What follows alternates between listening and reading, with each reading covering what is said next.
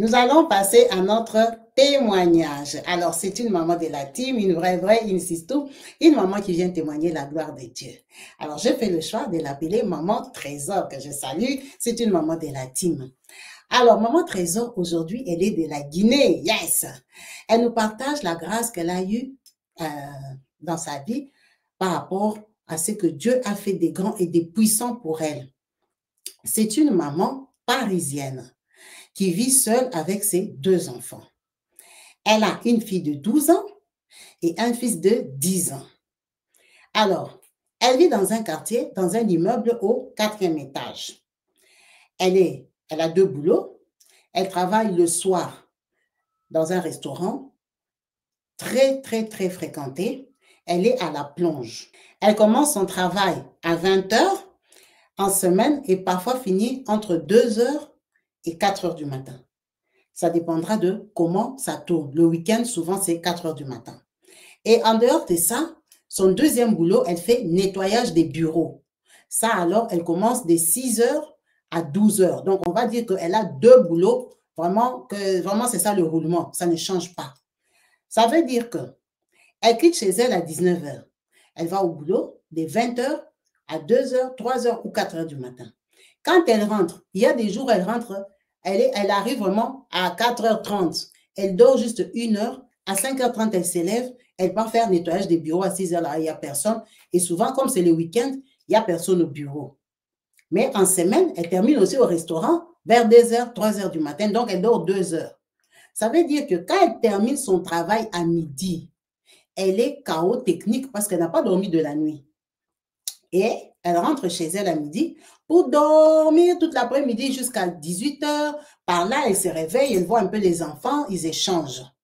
Alors, elle a déjà responsabilisé sa fille.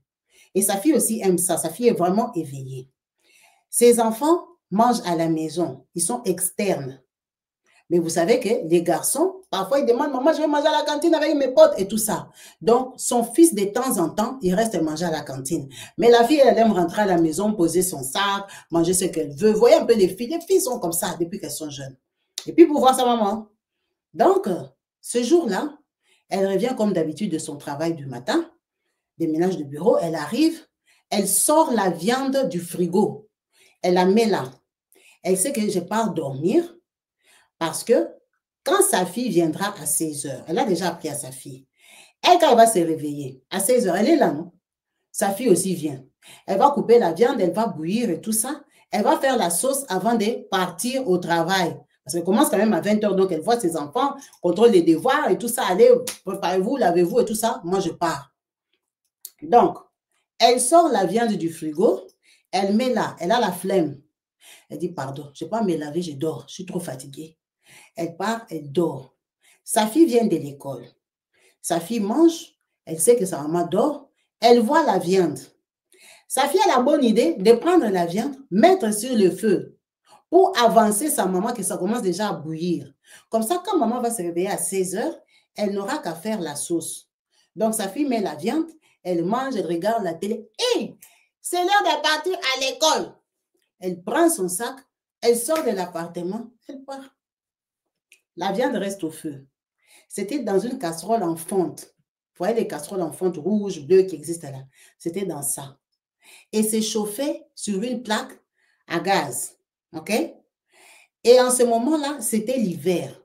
Je n'ai pas compris. Elle m'a dit qu'elle chauffe sa maison avec du pétrole. Je ne sais pas comment elle fait pour chauffer la maison avec du pétrole. Je ne sais pas. Je ne connais pas ce système-là. Mais dans sa maison, elle a 20 litres de pétrole, maman. 20 litres de pétrole dans sa maison comme elle était là avec les enfants. Sa fille est partie. Elle aussi, le dodo est sucré. La chambre est au fond. La cuisine est là-bas. La viande a commencé à brûler. La viande a commencé à sentir. La viande a commencé à envoyer la fumée. Elle dit, elle dormait. Elle entend comme ça. Trésor, trésor, réveille-toi. Je dis, oh, laisse-moi. Je me réveille comment? Trésor, trésor, réveille-toi. Donc, quelqu'un qui te réveille, trésor, réveille-toi. Elle ouvre les yeux, elle regarde, il n'y a personne. Oh. Si, il m'a réveillé. On l'a vraiment réveillé, on l'a réveillé. Elle ouvre les yeux. Quand elle s'assoit comme ça, elle sent une odeur. Maintenant, elle, dans sa chambre, elle a une salle de bain. Elle a un petit coin de douche dans sa chambre. Elle sent une odeur. Elle est dans les vapes. Elle dit, je n'ai pas compris. Je ne savais même pas que c'était comme ça. Je suis partie dans ma salle de bain. J'ai pris une serviette de bain. J'ai mouillé. J'ai mis ça à mon nez. Elle dit, Kabibi, je n'ai jamais fait ça dans ma vie et je ne sais même pas qu'il faut faire ça. Et je ne sais pas pourquoi je l'ai fait. Parce que, en fait, je venais de me réveiller. Donc, je me suis levée directement. Je suis passée dans la salle de bain. J'ai pris, j'ai mis. Elle ouvre la porte comme ça. La maison est noire. Le feu. Donc, la fumée noire là, qui asphyxie là, que tu respires, tu tombes. Elle est très étonnée. Elle ne comprend rien.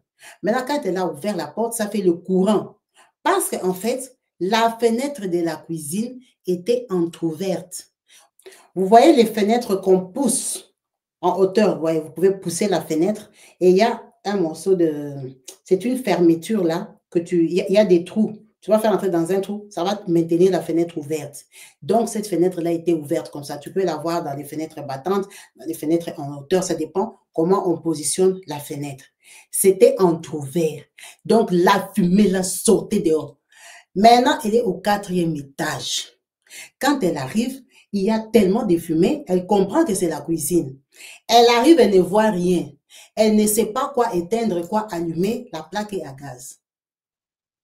Il y a 20 litres de pétrole dans la maison. Elle suffoque malgré qu'elle a mis la serviette là. Elle arrive à pousser la fenêtre. La fumée sort encore plus. Elle regarde en bas. Les gens sont en train de crier. Appelez les pompiers. Maintenant, on la voit. Elle a dit, quand elle a vu les gens, elle a paniqué. Elle a même commencé à tousser. Madame, le feu. Les gens voulaient déjà l'aider. Elle dit, quoi? C'est grave comme ça? C'est moi qui suis dans la maison, seule. Là, elle ne comprend pas que c'est la viande, elle ne sait pas pourquoi c'est allumé. Elle n'a rien fait, elle n'a pas préparé en fait. Elle avait juste sorti la viande du frigo, elle l'a mis dans la casserole, elle n'a pas apprêté. C'est l'enfant qui est venu apprêter pour elle. Donc, elle ne sait même pas pourquoi ça brûle. Elle est rentrée, elle a ouvert les portes de sa maison et tout ça. La fumée sortie dans les couloirs et tout ça. Les gens... Elle a dit non, n'appelez pas les pompiers, il n'y a pas de feu, c'est la fumée. Elle a dit, Kabibi, ce jour-là, je mourrai. J'avais 20 litres de pétrole dans ma maison, avec une maison qui devait brûler parce que ça a mis du temps parce que la fenêtre était ouverte. La fenêtre, tu vois, c'était l'hiver, ça ramenait un petit courant. Question d'aérer un peu la maison. C'est la fenêtre qui a sauvé un peu. Elle a dit, j'ai ouvert. C'est quand je viens voir qu'en fait, j'avais poussé la casserole, mais je n'avais pas éteint la bonne plaque. La plaque. Elle a dit, ces jours-là, elle a réalisé qu'il y a des anges gardiens. Elle m'a dit, les anges gardiens existent. Elle, on l'a réveillée. Réveillée que tu sens la sensation comme ça, on te réveille. C'est pas le rêve. Elle a senti qu'on l'a réveillée. Elle n'a pas compris. C'est pour ça. Elle a dit, quand maintenant les pompiers sont arrivés, parce qu'ils sont venus avec un le feu, ils sont venus, il y avait un jeune noir. Hein, vous voyez le petit noir là qui travaille comme pompier. Elle lui dit, quand j'ai vu ça, il lui a dit, tu as fait le bon geste. Mais ce geste-là, elle dit, elle n'a pas eu de formation. Elle ne savait même pas que ça existait. Elle ne savait pas qu'on faisait comme ça. Elle ne sait pas qui lui a dit de faire ça. Elle ne sait pas pourquoi elle a fait ça. Parce qu'elle, depuis qu'elle est née en Guinée, jusqu'à ce qu'elle est venue en France, elle ne savait pas que quand il y a le feu, on prend une serviette mouillée, on met avec de l'eau au nez. Elle ne savait pas. Elle a fait ça automatiquement. Elle a dit, est-ce que tu peux m'expliquer ça, c'est quoi? Est-ce que tu peux m'expliquer? Ça venait d'où? Pourquoi elle a dit, maman, si ce n'est pas Dieu, c'est qui? C'était pas mon jour. C'était pas mon jour. Quand l'enfant est rentré, il dit, maman, je voulais t'avancer comme ça, quand tu vas te réveiller, tu vas faire seulement la sauce. J'ai oublié. Elle dit, tu allais me tuer. Tu allais me tuer. Tu allais être orpheline et placée. Ne fais plus jamais ça. Si je dors, tu ne cuisines pas. Moi, je cuisine avant de partir. Je voulais, vous avez des gants, vous chauffez comme micro-ondes pour manger. Ne cuisine pas, ne m'aide pas. Elle a dit, j'ai interdit à ma fille de m'aider. La maison a senti comme ça peut-être 9 mois. 9 mois. J'ai aéré, j'ai brûlé les enseignes, j'ai fait tout. La maison sentait la fumée.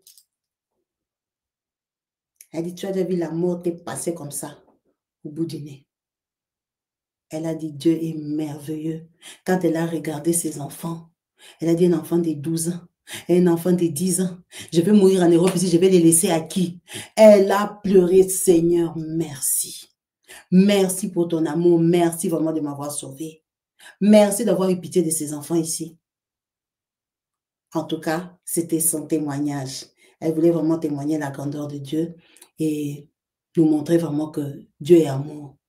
Dieu est vraiment amour. Quand Dieu te connaît, vraiment, il utilise tous les moyens. Il y a même l'intelligence imprévue, les connaissances imprévues, des choses que tu fais, tu te demandes pourquoi tu as fait. C'est le Saint-Esprit, c'est Dieu qui parle en toi. C'est Dieu qui parle en toi. En toi, quand on dit que le Christ est un bon guide, c'est vraiment un guide en tout temps. Même quand des choses que tu ne connais pas, lui-même, il te guide. Vous avez entendu des témoignages de la maman qui était aux États-Unis, qui était partie chercher du travail à la banque. Vous avez vu, elle avait fait des recherches sur Internet pour savoir comment on fait des interviews et tout ça, tout ça. Quand elle est partie à la banque, elle s'est retrouvée qu'elle a parlé pendant 1 heure du temps. Elle a dit elle-même, elle ne savait pas ce qu'elle disait. Elle ne savait pas pourquoi elle disait ça. Ça venait d'où? Comme si l'intelligence est venue d'où? Elle a parlé, parlé, parlé. On lui a pu poser des questions. Ils sont restés stupéfaits. Ils n'ont pas compris. Donc, elle a débobiné tout ce qu'elle avait vu sur Google. Elle a parlé, mélangé les choses. Elle a parlé. La dame lui a dit que je n'ai plus rien à te poser comme question. C'est bon. Tu as tout dit. Donc, ça veut dire que Dieu, vraiment, il peut nous donner l'intelligence au moment opportun. Quand tu en as besoin, une connaissance comme ça qui tombe, boum, tu sors des choses que toi, tu dis, ça venait d'où ces trucs-là? C'est ça que cette maman vient témoigner pour dire que depuis qu'elle est née, elle ne savait pas que quand il y a le feu, il y a la fumée, il faut prendre une serviette mouillée, mettre au nez pour respirer. Elle ne savait pas, mais elle s'est levée de son lit. Elle a fait ça automatiquement. Est-ce que c'était enfoui dans sa mémoire? Est-ce qu'elle a déjà entendu? Elle ne sait pas pourquoi elle a fait ça. Elle venait de se réveiller. Quelqu'un qui ne dort pas assez. Elle venait de se réveiller, donc elle ne comprenait même pas qu'elle était réveillée. Vraiment, Dieu est merveilleux. Dieu est vraiment bon. Quand ce n'est pas ton jour, ce n'est pas ton jour. Ça, c'est ce qu'on apprend que il y a quelqu'un qui a brûlé dans l'appartement parce que tu dors, la fumée te rend, tu dors, ça t'asphyxie, c'est fini, tu es parti, tu brûles et tu ne sais même pas que tu es brûlé. Vraiment, nous rendons gloire à Dieu pour ta vie. Merci beaucoup, maman.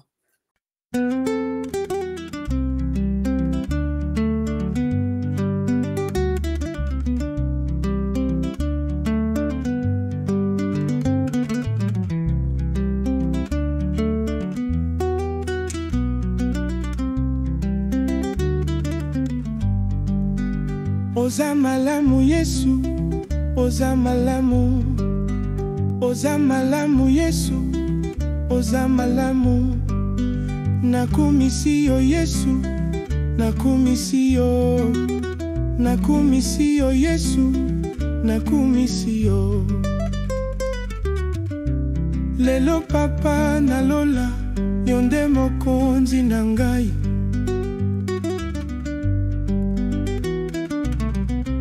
Lelo papa nalola, yonde mokonzi na ngai.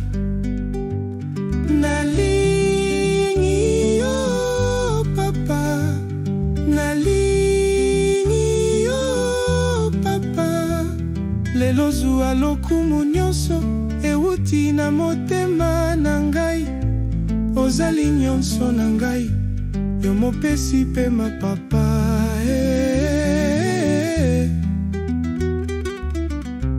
Ozali nyonso na ngai, yo mopesi pema na ngai.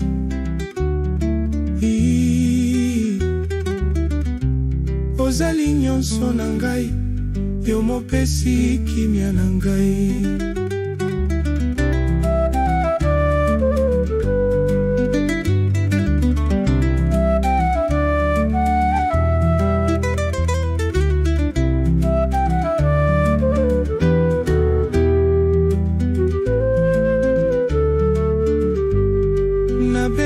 Nani papa, tango yo mopesi na nyonso zali na bomoi. Nalukela wapi papa, tango yo mokolo na nyonso zali na nguya. Nabeleli yo papa na ngai, oyo ayokaka mongongo na ngai.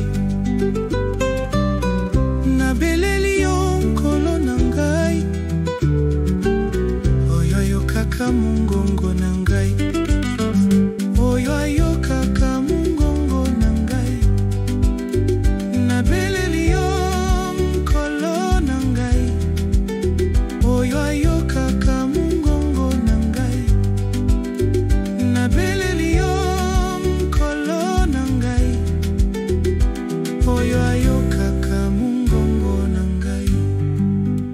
nabelela nani papa tango yo mopesi na nyonso ozali na bomoi